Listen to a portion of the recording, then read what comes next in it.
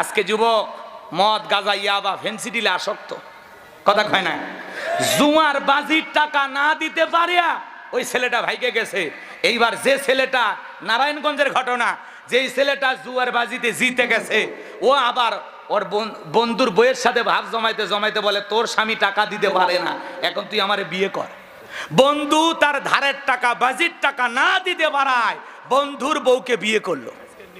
কথা কন না খেয়ে। তাহলে চিন্তা করেন দুনিয়াটা গেছে কোন জায়গায়। বন্ধু ধারের টাকা পরিশোধ করতে পারে নাই, এই জন্য আর এক বন্ধুর বাচ্চা সহ বিয়ে করেছে। বিয়ে করার পরে শান্তি নাই। ছেলেটা শুধু যায়, ভালোবাসা বিনিময় করে, টাকা পয়সা দেয় না, এভাবে কি দিনকাল যায়।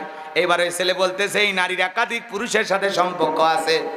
এইবার ওই ছেলেরা এবং মেয়েটা সব এমন ধাওয়া করেছে, ওই ছেলেটা একেবারে ঠান্ডার মধ্যে বাজান গোমার এই শীতের ভিতরে কচুর পানির ভিতরে নামছে, কয়েক ঘন্টায় পানির ভিতরে রেখে দিয়েছে। এরপরে ওখান থেকে উঠতে পারে না। প্রয়োজনে হাতে মোবাইল ছিল, বউয়ের কাছে ফোন দিয়েছে, তুমি আমারে বাঁচাও। বউ বলে তুই তাড়াতাড়ি মহা। এইবার যখন 999-এ ফোন দিয়েছে, প্রশাসনের লোকেরা সেই ছেলেটাকে উদ্ধার করেছে। তাহলে বলেন তো বাজান, ধারের টাকার জন্য বন্ধুর বউকে যে তুমি যুবক বিয়ে করলা, বিয়ে করেও শান্তি পাইলা না। এজন্য যুবক রে, বাজির টাকা দিয়ে ধারের টাকার জন্য মানুষকে কখনো এইভাবে বেকায়দায় ফেলা যাবে না। প্রয়োজন হয়, সমস্যাও হয়, তার সমাধানও আছে। তাই বলে এগুলো নোংরামি করা যাবে না। আজকে যৌতুকের জন্য জুয়ার টাকার বাজিতে বউকে বন্ধক রাখে, আবার বউকে আর একটা ছেলের হাতে তুলে দেয়। এরকম নোংরা কুরুচিপূর্ণ যুবক যারা আছো, নিজের চরিত্রটাকে সংশোধন করো। কথা বলে ঠিক কিনা? তুমি তো এমনি নষ্ট হয়ে গেছো, ঘরের বউটাকে নষ্ট করো। আল্লাহ যুবকদেরকে হেদায়েত দান করো, জোরে বলো না আমিন। তাহলে সামান্য কয়েকটা টাকার জন্য আজকে যুবক তোমার বউ অন্য কারো বউ হয়ে যায়, তাহলে পুরুষ হওয়ার দরকার আছে না? না, রোজগার করো, অপচয় সময় নষ্ট করো না। আল্লাহ যুবকদেরকে কর্মস্থানের ব্যবস্থা করে দিন, জোরে বলুন আমিন। আল্লাহ যুবকদেরকে ইসলামের জন্য কবুল করুন, জোরে বলুন আমিন। আল্লাহ যুবকদেরকে সঠিক বুঝ দান করুন, জোরে বলুন আমিন। আমার ভাইরা যে কথা বলতে চাচ্ছিলাম, ওই জন্য আফসোস করে বলি আজকে হক কথা বলা যায় না। আমাদের দুঃখ লাগে ওই জায়গায় বাংলার জমিনে বাণিজ্য মেলার নামে রাত 12টার পরে নর্তকীর গায়ে যাত্রার প্যান্ডেলে একটা সুতার কাপড় থাকে না, ওখানে 144 জারি করা হয় না। বাংলার জমিনে যারা কোরআনের মাহফিলে 144 জারি করে আলেমদের কথা বন্ধ করে দেয়, কোরআনের দায়ীদের কথা বলতে দেয় না, কোরআনের মাহফিল বন্ধ করে দেয়, আমার বিশ্বাস ওরা মুসলমান হতে পারে না। কথা বলে ঠিক কি না? মুসলমান কোরআনের পক্ষে থাকবে, কোরআনের বিরুদ্ধে গেলে ওটা মুসলমান না বেঈমান, ওটা ইসলামের বন্ধু না শত্রু। আল্লাহ আমাদের সবাইকে ইসলামের বন্ধু চেনার তৌফিক দান করুন, জোরে বলুন আমিন। যে কথা বলতে চাচ্ছিলাম বাজান, এইবার কারণ ডেকে বলে মুসা আওয়াজ বন্ধ করো, তাকায় দেখো সবদা দাঁড়িয়েছে। এইবার ডেকে বলে সবদা তোমার যা বলার তুমি বলো, আমি কারণ তোমার সাথে আছি। এইবার সবদা ডেকে বলে কারণ তুমি বসো, আমি যেহেতু দাঁড়িয়েছি বলার জন্য আমি বলতে চাই। এবার সবদা ডেকে বলে ও জনগণ শোনো দিয়া মন, আমি নবী মুসা আলাইহিস সালামকে কোনোদিন দেখি নাই। আল্লাহু আকবার বলেন। আজকে মুসা নবীর আলোচনা শোনার পর আমার পাষাণ হৃদয় গইলে গেছে। আমি সিদ্ধান্ত নিয়েছি আর অশ্লীল কাজ করব না, খারাপ কাজ করব না। আমি কালেমা পড়ে ঈমান গ্রহণ করব, বলুন আল্লাহু আকবার। আলেমদের ওয়াজের মাধ্যমে বেনামাজি নামাজি হয়ে যায়, সুদখোর ঘুষখোর ভালো হয়ে যায়, বেপরদায় চলা মা বোনেরা পর্দা করে, দাড়ি কাটা যুবকটা আলেমদের ওয়াজের মাধ্যমে দাড়িওয়ালা হয়ে যায়। কথা বলেন ঠিক কি না? কত যুবক আমাদের কাছে এসে বলে হুজুর এই যে আমার যে চেহারা দেখতেছেন, মাথায় টুপি মুখে দাড়ি, আপনার ওয়াজ শুনে আল্লাহ পরিবর্তন করে দিয়েছেন। আল্লাহু আকবার বলেন। এরকম হাজারো মানুষ নিজেকে পরিবর্তন করেছেন। এ বাজানকে আমার যে কথা বলতে চাচ্ছিলাম, এই মেয়েটা দেখে বলে আমি মুসা নবীর আলোচনা শোনার পর সিদ্ধান্ত নিয়েছি আর খারাপ কাজ করব না, অশ্লীল কাজ করব না, আমি কালেমা পড়ে ঈমান গ্রহণ করব। এইবার ডেকে বলে আপনারা সবাই একটু মনোযোগ দিয়ে শোনেন, এ কারণ কেন লাফালাফি করতেছে। এবার গতকাল রাত্রির তথ্য ফাঁস করে দিতেছে, যারে কন্টাক্ট করেছে নবীকে ফাঁসানোর জন্য আল্লাহ তার জবান দিয়ে কি কথা বের করে দেন, বলেন আল্লাহু আকবার। এইবার সবদা থেকে বলতেছে এই কারণ গতকাল রাত্রিতে আমার বাড়িতে গিয়েছিল, আমার 1 বস্তা টাকা দিয়েছে, আর 1 বস্তা টাকা দিবে বলে ওয়াদা করেছে। বিনিময়ে আমাকে এই সাক্ষী দিতে হবে। মুসা নবী দিনের বেলা ওয়াজ করে, রাতের বেলা আমি সবদার সাথে রাত কাটাই, কিন্তু আপনাদেরকে সাক্ষী রেখে বলতেছি মুসা নবীর চরিত্র ফুলের চাইতেও পবিত্র। ওই কারণ হলো আমি সবদার নিয়মিত ভক্ত। কথা কয় না? গোপন তত্ত্ব ফাঁস করে দিলেন কে? ওয়া মাকারু ওয়া মাকারাল্লাহ ওয়াল্লাহু খায়রুল মাকিরিন। খেলা কার? যারা কন্টাক্ট করেছে নবীকে ফাঁসানোর জন্য, আল্লাহ তার জবান দিয়ে কথাকে পরিবর্তন করে নবীর পক্ষে সাক্ষী দেওয়ার ব্যবস্থা করে দিলেন না? বলুন আল্লাহু আকবার। এজন্য যখন আলেমদের বিরুদ্ধে কেউ সাক্ষী দেয় তখন বলে আমি বলছি হুজুর নির্দোষ। কথা কন। হুজুরের জানাজায় যা পর্যন্ত বলে আমার হুজুরকে যে অপরাধ দেওয়া হয়েছে আমার হুজুর নির্দোষ। হুজুর যখন ছিল আমরা মায়ের কোলে শিশুর মতো ঘুমাইছিলাম, কোনো অশান্তি ছিল না। আল্লাহু আকবার বলেন। অমুসলিম ছিল আর আমরা মুসলমান হয়েও চিনলাম না। কথা বলেন ঠিক কি না? ভালোবেন বাজান গো আমার, যে কথা বলতে চাচ্ছিলাম গভীর মনোযোগ দিয়ে শোনেন। আল্লাহ নবী মুসা আলাইহিস সালাম এইবার এতটা রাগান্বিত হয়ে গেলেন, ভালো করে বোঝার চেষ্টা করবেন। আল্লাহকে ডেকে বলেন আল্লাহ এই কারণকার ছাড় দেওয়া যাবে না। চাইতে গেছিলাম যাকাত, আর আমার বিরুদ্ধে এত বড় গভীর ষড়যন্ত্র। আল্লাহর পয়গাম্বার ডেকে বলে আল্লাহ কারণে সম্পদ সহ যেন জমিন তাকে গ্রাস করে ফেলে। আল্লাহ দোয়া মঞ্জুর করলেন। কারণে ধন সম্পদ সহ জমিনের ভিতরে যখন হাঁটু পর্যন্ত চলে গেছে, কারণ বলে দেখে শক্তি আছে লাভ দিয়ে উঠতে পারবো, ব্যাপার না। এইবার যখন মাজা পর্যন্ত চলে গেছে বলে ব্যাপার না, লাভ দিয়ে উঠতে পারবো। এইবার যখন গলা পর্যন্ত জমিনের ভিতরে চলে গেছে, কারণ ডেকে বলে ও নবী মুসা আমার ধন সম্পদ যা আছে সব তোমার আর তোমার আল্লাহর, তুমি নিয়ে আমার জানটা ভিক্ষে দাও। মুসা আলাইহিস সালাম ডেকে বলে আল্লাহুস সামাদ, আমার আল্লাহ অমুখাপেক্ষী, আমার আল্লাহ কারো কাছ থেকে কিছু নেয় না, আমার আল্লাহ শুধু দিয়েই যায়। কারণ রে তোর ধন সম্পদের বড় বড়াই হয়েছিল, তোর ধন সম্পদ সহ জমিনের ভিতরে চলে যা, আর পৃথিবীর ইতিহাসে সাক্ষী থাক তোর মতো যারা আল্লাহ রাস্তায় সম্পদ না বিলিয়ে জমা রাখবে, কঠিন কিয়ামতের ময়দানে তুই কারুনের কাতারে আল্লাহ তাদের বিচার করবে। কথা বলেন ঠিক কি না?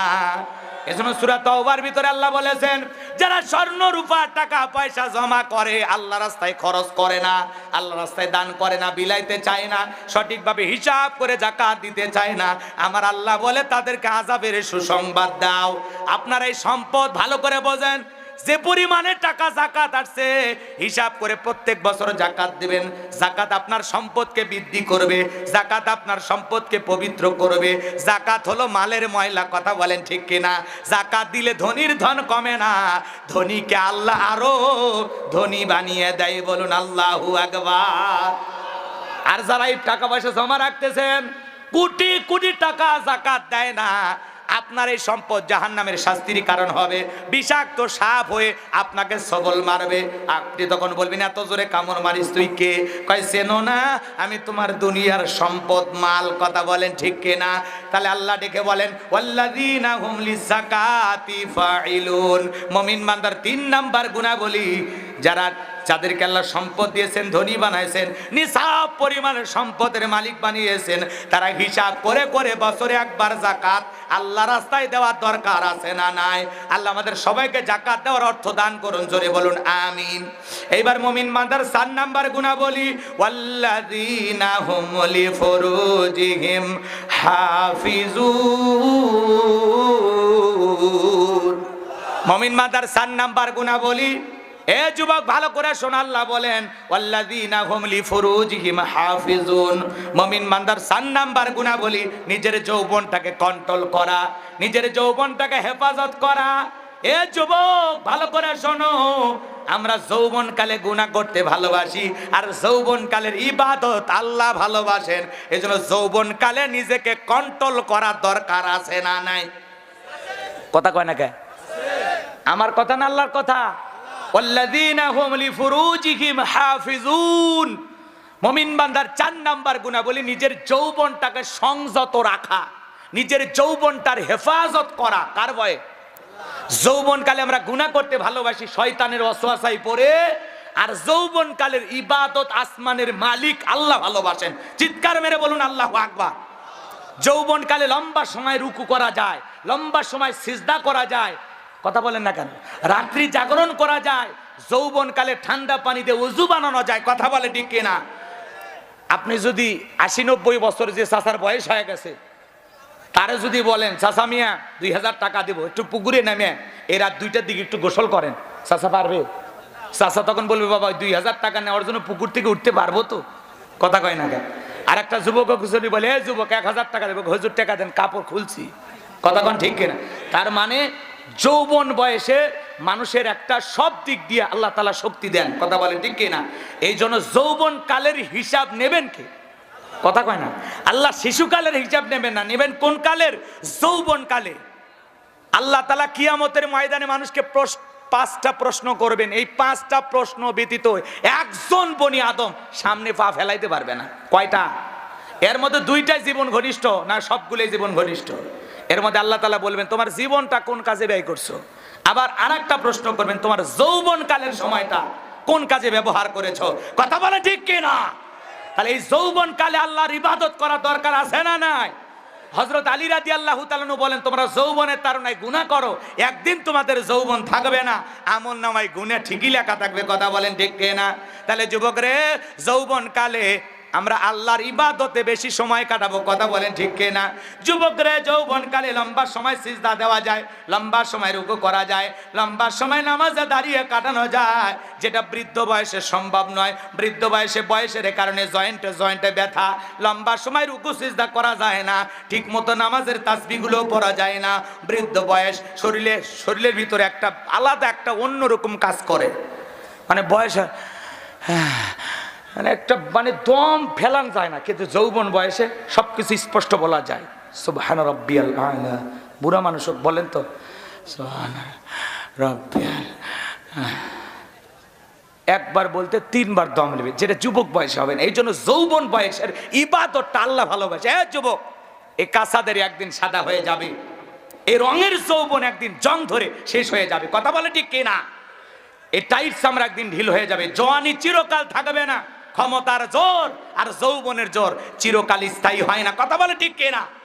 ওই যে 70 বছর 80 বছরের চাচাক জিজ্ঞাসা করেন কিছু আছে, সব শেষ।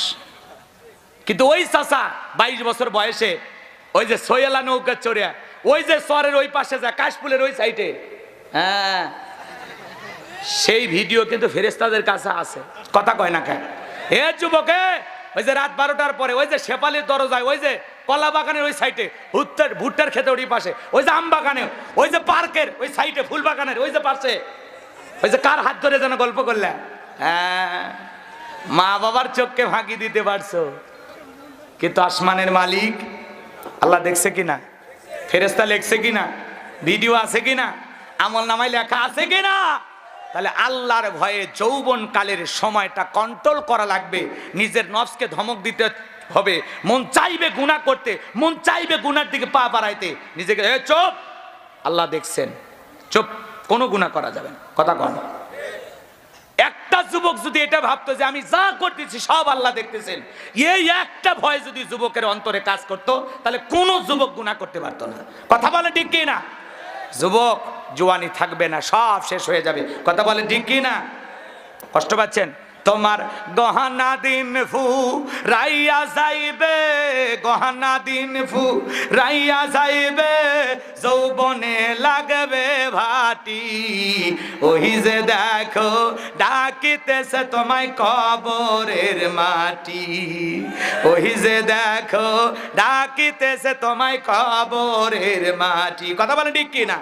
যেদিন সন্ধ্যার আগে ডুববে রে বেলা, এক নিমিষেই ভেঙ্গে যাবে তোর রঙ্গেরই মেলা, যেদিন সন্ধ্যার আগে ডুববে রে বেলা, এক মিনিটেই ভেঙ্গে যাবে তোর রঙ্গেরই মেলা। কাহারে দিবা তুমি জোরে ধমক, কারে দিবা তুমি জোরে ধমক, কারবা মাথায় ভাঙবা লাঠি, ওই যে দেখো ডাকিতেছে তোমায় কবরের মাটি, ওই যে দেখো ডাকিতেছে তোমায় কবরের মাটি। কথা বলে ঠিক কিনা? খবর পেয়ে আসবে আত্মীয় স্বজন, তোমার এই চারপাশে বৈশা সবাই করিবে কান্দন, সাজাইবে তোমায় মনের মতন, সাজাইবে তোমায় মনের মতন, কি সুন্দর পরিপাটি। ওই যে দেখো ডাকিতেছে তোমায় কবরের মাটি, ওই যে দেখো ডাকিতেছে তোমায় কবরের মাটি।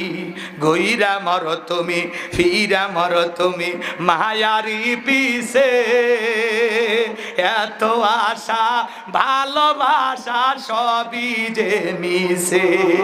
কোন দিন জানো আইসা পরে, কোন দিন জানো আইসা পরে আজরাইলের হাতের চিঠি। ওই যে দেখো ডাকিতেছে তোমায় কবরের মাটি, ওই যে দেখো ডাকিতেছে তোমায় কবরের মাটি। জোরে বলেন মারহাবা। আর আসতে কন ভাই, দোয়ার দিকে যায় নাকি? 4টা হয়েছে, দোয়ার দিকে যাই। এটা তো ঠিক না, এটা ঠিক না। একই বক্তাতে 2বার হয়, একই শ্রোতা, তো চাইলেই দেবে।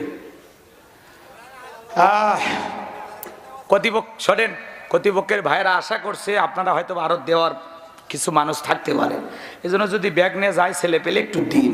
এমুনাজাত এখনই করতেছি 4 নাম্বার, এরপরে 3টা আছে, খুব দ্রুত বলে দিচ্ছি। আর 10-15 মিনিট সময় দেবেন তো ইনশাল্লাহ।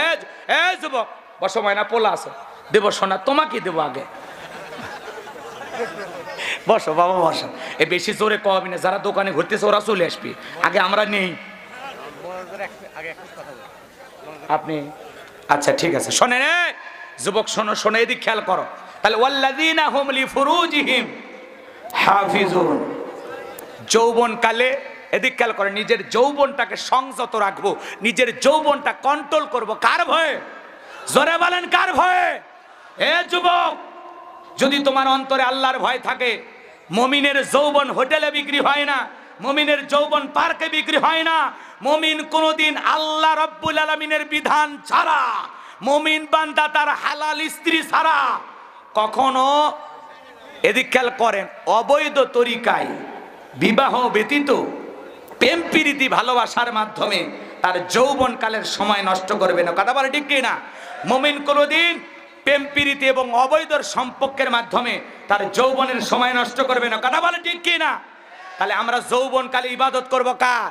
যৌবনের পরীক্ষা দিয়েছিলেন আল্লাহর নবী ইউসুফ আলাইহিস সালাম। 2 মিনিট শোনেন, বিশাল প্ল্যান কইরা জুলেখা 10টা দরজায় তালাবন্দি করে গোপন একটা কক্ষে নিয়ে গেছে ইউসুফ আলাইহিস সালামকে। ওই রুমের ভিতরে ইউসুফ নবী আর জুলেখা ছাড়া আর কেউ নেই। যুবকেরা যদি এরকম সুযোগ পাইতো ছাড়তো। সামনে 14ই ফেব্রুয়ারি ভালোবাসা দিবস পালন এমন ভাবে যুবকেরা করবে, এদেশের যুবকেরা ভালোবাসা দিবস এমন ভাবে পালন করে, কয়েকদিন পর মহিলা বমি করে, আবার কিছুদিন পার হয়ে গেলে ছেলে যখন টাইম দেয় না, পাত্তা দেয় না, বিবাহের দাবিতে যুবকের বাড়িতে হাজির। মানুষ জিজ্ঞাসা করে, মা তোমার বাড়ি কোথায়? বলে আমার বাড়ি মাগুরা। তো তুমি নাটোরে? কয় আপনাদের এলাকার বল্টু ছেলে প্রেম প্রীতি কইরা বিবাহের প্রলোভন দেখাইয়া আমার সাথে একাধিকবার কি করেছে আমি বলবো না, বুঝে নেন। কথা কয় না কে? তো গ্রামের মানুষ বলতেছে, মা এখন খবর কি? কয় আমার পেটে 3 মাস। কথা কয় না, কথা কয় না। যুবক রে খবরদার, খবরদার, এমন ঘটনার জন্ম দেওয়া যাবে না। মাঝে মাঝে আমরা এগুলো ঘটনা দেখে আসে না নাই। এদেশের যুবকদের পাওয়ার এত বেশি প্রেমের, বিদেশ থেকে মহিলা বাংলাদেশে প্রেমের টানে চলে আসে। মালয়েশিয়ার তরিনী বাংলাদেশে, বিদেশ থেকে। হায় হায়, কাশ্মীরের এক মেয়ে কয়েকদিন আগে আসছে বাংলাদেশে, কাশ্মীর থেকে বাংলাদেশি যুবককে বিয়ে করার জন্য আজি। এদেশের যুবকেরা প্রেমের দিক দিয়ে বিশ্ব চ্যাম্পিয়ন। কথা বলে ঠিক কিনা? যুবক এই দিক শোনো, জলেখা গোপন কক্ষে নিয়ে যাবারে দিলে বড় জ্বালারে পাঞ্জাবিওয়ালা। হুজুর তো কিছুই বোঝে না, হুজুর সবই বোঝে, নারীর ছলা কলা বোঝে না। কথা বলেন ঠিক কিনা? এবার জুলেখা কাছে যায় আর বলে, ইউসুফ তোমার চোখ দুটো ভারী সুন্দর। ইউসুফ আলাইহিস সালাম ডেকে বলে, এ চোখ যে আল্লাহ তাআলা সৃষ্টি করেছেন সে আল্লাহকে ভয় করো। জুলেখার অন্তরে আল্লাহর ভয় নাই, ইউসুফ আলাইহিস সালামের অন্তরে আল্লাহর ভয়। ইন্নী আখাফুল্লাহ, অন্তরে আল্লাহর ভয় নিয়ে পয়গম্বর ডেকে বলে, আল্লাহ জুলেখার মনের অবস্থা আমি বুঝতে পেরেছি। আল্লাহ রাব্বুল আলামিন আপনার উপরে তাওয়াক্কুল করে নিজের ইজ্জতকে বাঁচানোর জন্য দৌড় মারার দায়িত্ব আমার, আর আপনার কুদরত থেকে তালা খুলে দেওয়ার দায়িত্ব আপনার। এই কথা বলে আল্লাহ নবী ইউসুফ আলাইহিস সালাম আল্লাহর উপরে ভরসা করে যখন দৌড় মারলেন, আল্লাহর কুদরত থেকে প্রত্যেকটা দরজার তালা খুলে গেলেন।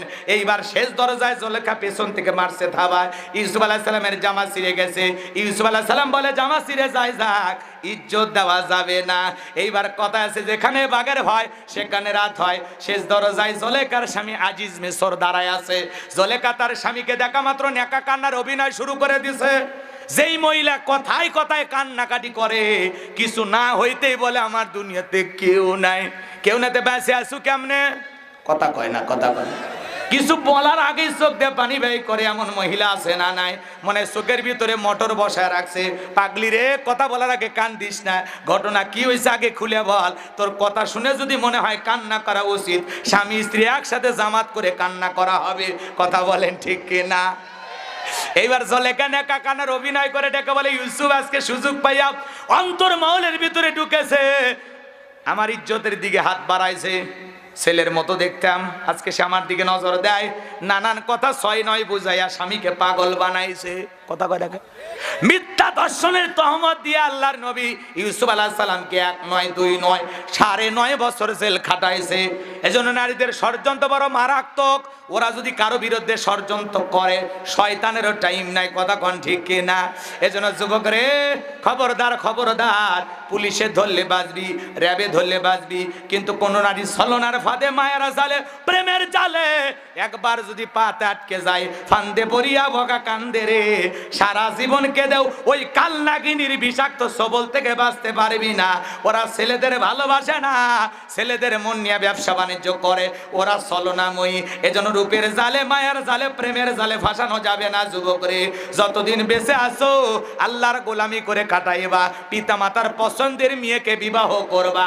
একা একা প্রেম করে বিয়ে করলে জীবনে সুখ পাইবা না, তোমার ভালোবাসা জানলা ভেঙে ফেলে যাবে। কথা বলেন ঠিক কিনা? পিতা মাতা পছন্দ করে বিয়ে দেবে যেখানে বরকত আছে, মুরব্বীদের দোয়া নিয়ে বিয়ে করা লাগবে।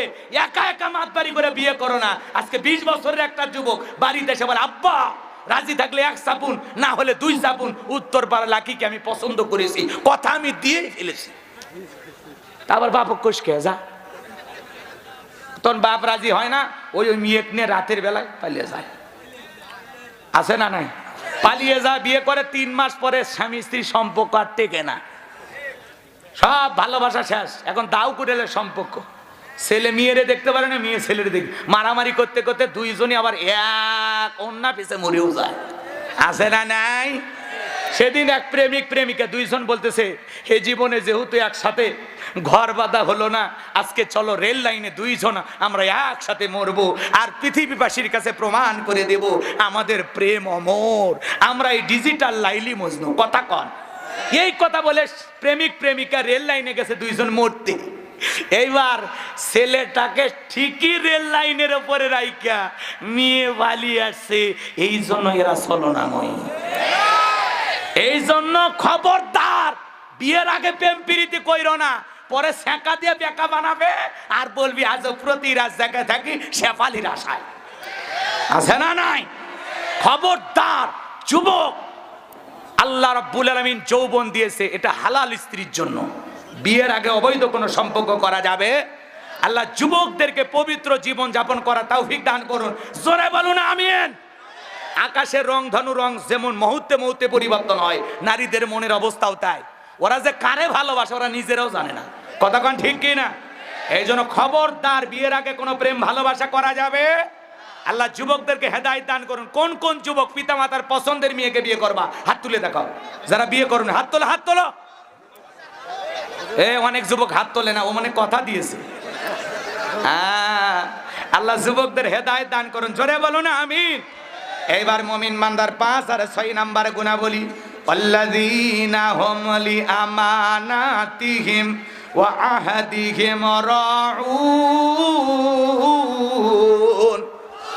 5 নাম্বার হলো আমানত রক্ষা করা। এই জীবনটা আমানত, ছেলে মেয়ে আমানত, যৌবন আমানত, স্ত্রী পরিবার পরিজন আমানত, ইমামের কাছে মুসল্লি আমানত, বক্তার কাছে শ্রোতারা আমানত, শিক্ষকের কাছে ছাত্র ছাত্রী আমানত। ভালো করে বোঝেন, ভালো করে বোঝেন।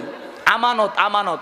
মেম্বারের কাছে ওয়ার্ডবাসী আমানত, চেয়ারম্যানের কাছে ইউনিয়নবাসী আমানত, এমপির কাছে নির্বাচনী এলাকার মানুষ আমানত, মাননীয় প্রধানমন্ত্রীর কাছে 18 কোটি জনগণ হলো আমানত। আমানত রক্ষা করা লাগবে, আমানতের খিয়ানত করা যাবে না। কথা বলেন ঠিক কিনা? 6 নাম্বার হলো ওয়াদা প্রতিশ্রুতি রক্ষা করা।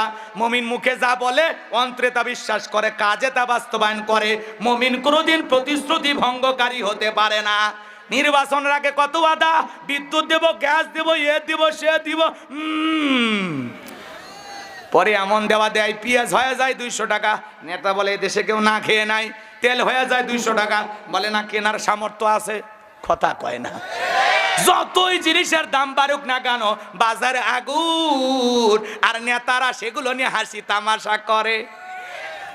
আগে তো মানুষ 30-40 টাকা ইনকাম করতে, এখন তো 500-700 টাকা ইনকাম করে।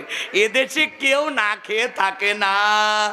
আর থাকলে কি নেতার বাড়ি থাল নিয়ে যাবে মানুষ? কথা কন না কে আপনারা? তোমরা 90 টাকার তেল 200 টাকা খাওয়াচ্ছ, ওই জায়গায় কমাইতে পারো না। এক রাতে 50 টাকা 40 টাকা তেলের দাম বাড়ায় দেয়, কমানোর সময় 5 টাকা। বলে ওই হুন্ডা মোটরসাইকেলে তেল তুলে 5 টাকার পান খাইতে খাইতে সোনা বন্ধুর গান গাইতে গাইতে বাড়ি যাবে। ও কমানোর সময় একসাথে 30 টাকা কমানো যায় না। কথা বলেন না কেন আপনারা? অন্য অন্য দেশে কয়েক পয়সাও যদি দাম বাড়ায় তার জন্য আন্দোলন হয়, আর বাংলাদেশে খালি জানতো পুলিশ দাঁড়িয়ে আছে, চাপা সোজা করবি। প্রতিবাদ করবেন যে ভাই তেলের দাম বাড়াইছেন, 40 টাকা 20 টাকা কমায়া দেন, জানতো জানতো কি করে আপনি? কথা কয় না কে? গার্মেন্টস কর্মীরা একটু নিজেদের বেতন বৃদ্ধির জন্য আন্দোলন করে, তারেও মিটাই যাবেন কই? সমাজে আছে না নাই? ভাই বাস্তবতা বলতে রাগজান করেন না, ঠিক আছে? এগুলো একটু বলা লাগবে, মন খারাপ করবেন না। আমার ভাইরা যে কথা বলতে চাচ্ছিলাম, তাহলে 6 নাম্বার ওয়াদা প্রতিশ্রুতি রক্ষা করা। নেতা জবান দিয়ে জনগণকে যে ওয়াদা দেবে প্রত্যেকটা ওয়াদা পালন করা লাগবে। এই যে স্বরাষ্ট্রমন্ত্রী তিনি বলেছেন এ দেশে ইসলামের বিরুদ্ধে কোনো আইন পাস করা হবে না। ধর্মীয় অনুভূতিতে আঘাত আসে এমন কাজ আমরা ক্ষমতায় থাকতে করব না। এই কথার আপনারা অবিচল অটল থাকবেন। মাঝে মাঝে কিছু বেঈমান বলে রাষ্ট্র ধর্ম ইসলাম রাখা যাবে না, সংবিধানে বিসমিল্লাহ রাখা যাবে না। মাঝে মাঝে যারা এগুলো কথা বলে পরিষ্কার ভাবে বলতে হবে বিসমিল্লাহ নিয়ে এত চুলকানি কেন, রাষ্ট্র ধর্ম ইসলাম নিয়ে চুলকানি কেন? ওই টাকলা মুরাদ রাষ্ট্র ধর্ম ইসলাম আর বিসমিল্লাহ বাদ দিতে চেয়েছিল, ওর জীবনটাই বরবাদ হয়ে গেছে। নাই ক্ষমতা, নাই এমপিগিরি, নাই মন্ত্রিত্ব, দেশের বাইরে একটা বাড়ি বানাইছে কানাডায়, যাওয়ার ভাগ্য হয় নাই, তাড়িয়ে দিয়েছে। এই জন্য ইসলামকে বিদায় করতে আসবে যারা, আল্লাহ ওদেরকে বিদায় করবে। কথা বলে ঠিক কিনা?